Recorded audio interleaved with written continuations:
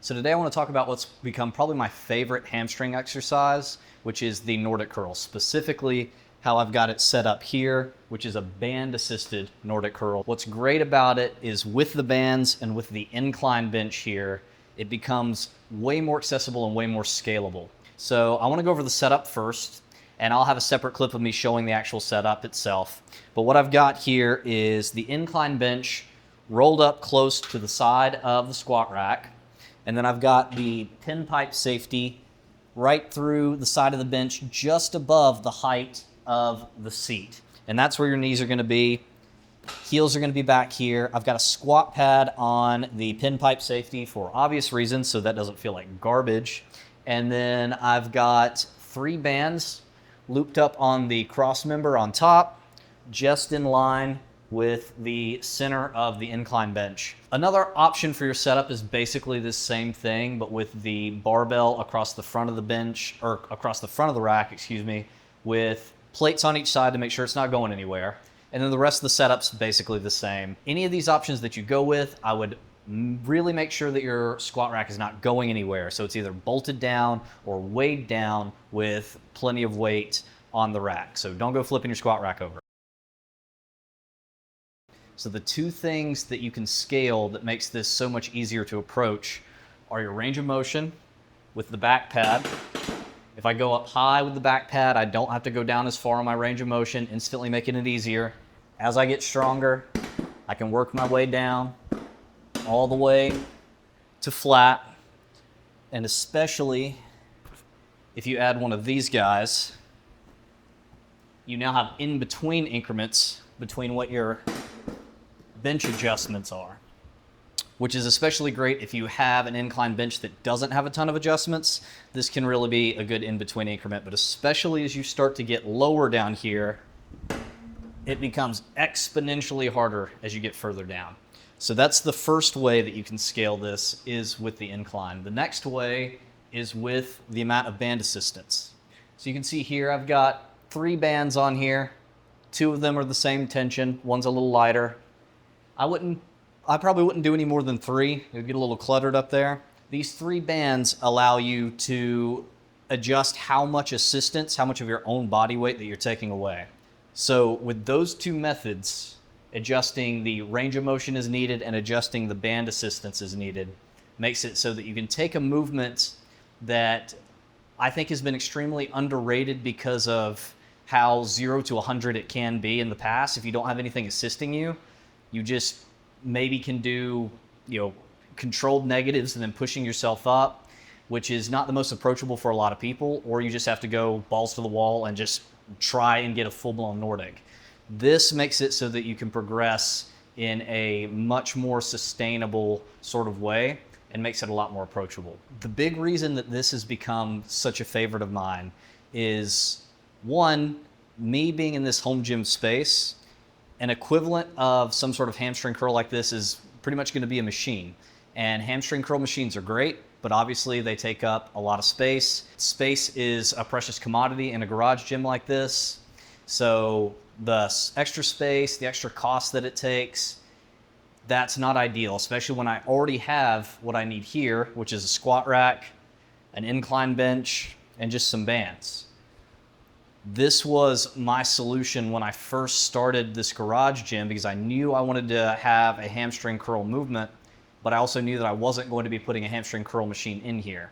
So I kind of skeptically approached these the first time with, okay, I know I'm not going to be able to do full-blown Nordics. I'm going to need to use band assistance. I figured out this setup, and I figured they'd feel okay. But basically immediately, as soon as I tried my first one, I was like, okay, this feels good. You can really control that tension as you load it, pretty similar to a preacher curl. It really feels like the hamstring equivalent of a preacher curl, with that more lengthened biased resistance profile. When I'm up here at the top, there's barely any load. As I start to lower further and further, I start to feel the load more and more, which is where the bands come into play perfectly, because they complement that resistance profile. As it's getting harder for me down here, these are stretching and assisting me more and more and more.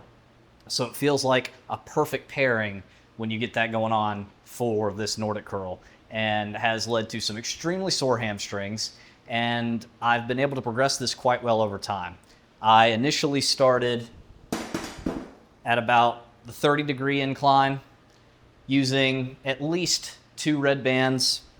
And lately, I've been all the way down to flat with just this pad with the red and the orange. And it makes a huge difference.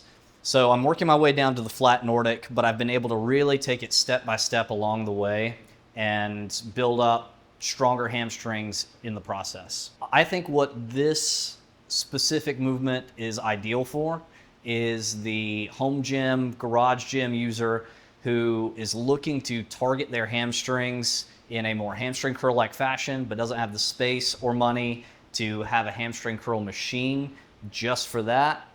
You're already going to have most of this equipment anyway, if not all of it. So you just set up and you're good to go. Where this probably isn't as good is in more of a commercial gym setting.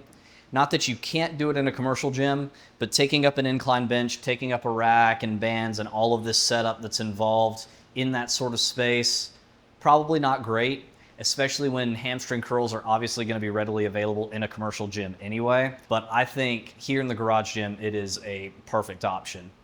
I find these to be really grindable. You can really get through those last few reps and really have to, eke out every little bit that you have left in there.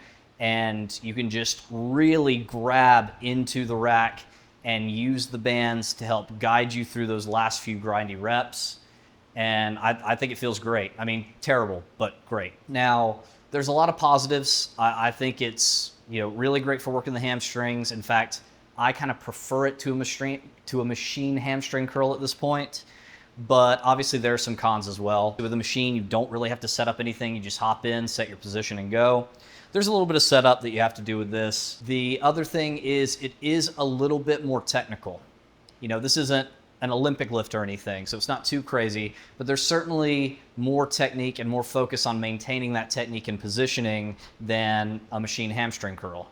Specifically, something that I see a lot, especially with clients, is as you start to grind through those last few reps and it gets really difficult, that breaking at the hips, making your leverage a lot easier, becomes much more tempting and a lot more of a problem. It has to be something that you focus on, maintaining that more upright position so that your hamstrings are getting a consistently difficult amount of work through the reps. Also, with logging in your logbook, it can be a little funky because the 2 variables that you're changing are the angle of incline and the amount of band assistance instead of just weight. So it's doable, but it can be a little tricky with logging it in the logbook. I think all in all, those are all pretty minor downsides to what I believe is honestly a fantastic hamstring curl movement that I don't see nearly enough people talking about, especially in this sort of setup. So I've loved these a lot. I say give them a shot. Let me know if you do. Leave a comment below saying what your experience is with these, or if you found another setup that you like even more, definitely let me know. And please make sure to like and subscribe as I try to build the channel up and get more information out to you guys. So I'll catch you in the next one.